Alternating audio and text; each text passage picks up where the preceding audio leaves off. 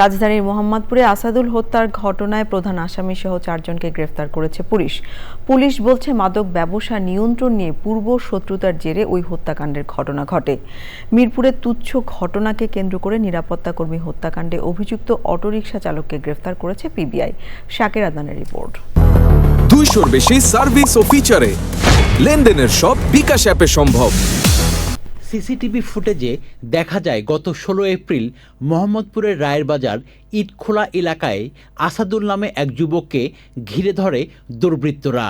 পরে ধারালো চাকু ও ইট দিয়ে অতর্কিত হামলা চালিয়ে তাকে হত্যা করা হয়।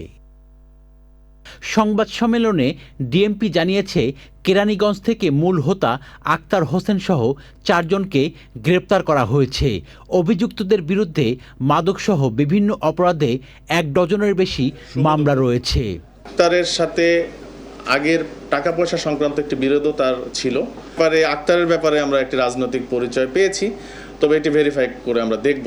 গত 13 এপ্রিল উত্তর পল্লবী আবাসিক এলাকায় অটোরিকশা চালক সাগর শেখকে প্রবেশে নিষেধ করায় ক্ষিপ্ত হয়ে নিরাপত্তা কর্মী সালাউদ্দিনকে মারধর করে হত্যা করা হয়।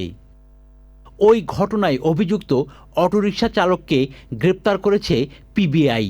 অযাচিত ক্ষিপ্ত হয়ে সে মারপিট করে বলে স্বীকার করে। একটা পর্যায়ে আমরা তাকে কোর্টে উপস্থাপন করলে সে নিজেকে সম্পৃক্ত করে 164 তার স্বীকারোক্তিমূলক জবানবন্দি তিনি প্রদান করেন। মোহাম্মদপুর সহ রাজধানীর বিভিন্ন এলাকায় ছিনতাই, মারামারি, মাদক ব্যবসাকে কেন্দ্র করে প্রায়ই হত্যাকাণ্ডের মতো ঘটনা ঘটছে। Shakir Adnan, channel I, Dhaka.